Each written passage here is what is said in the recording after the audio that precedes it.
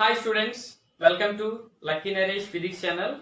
I am Naresh Babu, Physics faculty. Students, in this session I am going to discuss about work done by an external source when it is connected to a coil of self-inductance L and self-inductance of a long solenoid.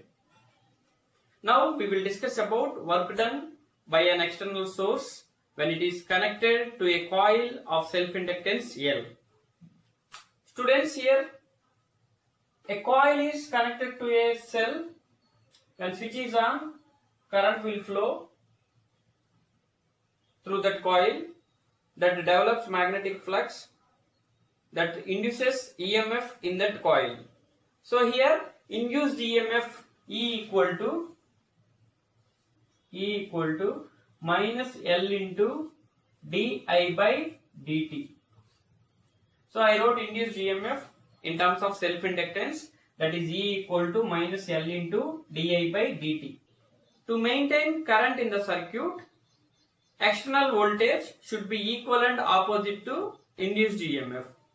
So I will write capital E equal to minus E, that equal to minus of E means minus L into di by dt, then I will get L into di by dt.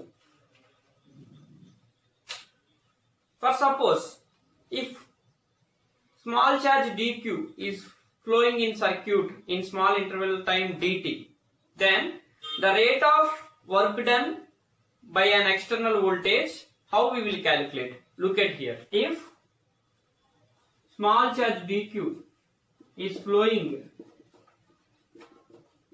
in small time interval dt, then the rate of work done by an external voltage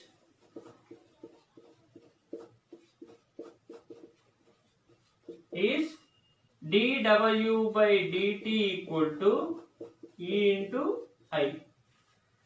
See, where E means L into di by dt. L into di by dt into I. So here dt and this dt cancel. So to calculate total work, I will take integrations on both sides. Now I will take integral dw equal to integral L into I into di. Okay. So here integral dw means w.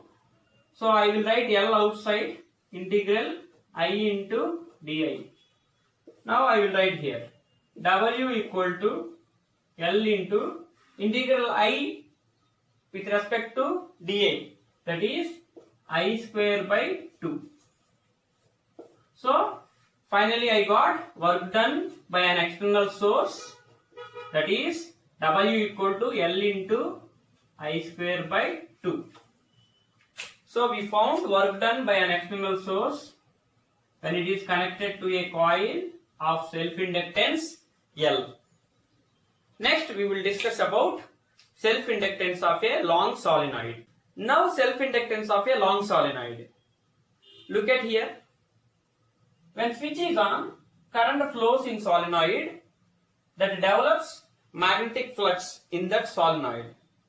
Now strength of the magnetic field inside a solenoid is B equal to mu naught N into I. See here, 1 unit length contains n number of turns and total length contains how many turns? That is, if I consider capital N, so cross multiplication, N equal to NL, from that small n equal to N by L. So here instead of this small n, I can write capital N by small l, capital N by small l into I. Okay, so that is magnetic field strength inside a solenoid. Then magnetic flux linked with each turn of the solenoid, that is phi equal to B into A. So here B means mu naught N by L into I, close the bracket, into A. Here it is magnetic flux for 1 ton. Then what about total magnetic flux? That is N into phi equal to N into bracket of mu naught N by L I into A.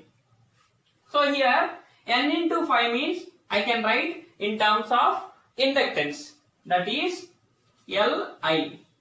I wrote only magnitude here, so L into I is equal to N bracket of mu naught N by L into I into A. So here this I and this I cancel. So both sides I cancel. So finally what I got? L equal to N into N square. So I can write mu naught N square A by L. So I got self-inductance of a long solenoid, that is L equal to mu naught N square A by L.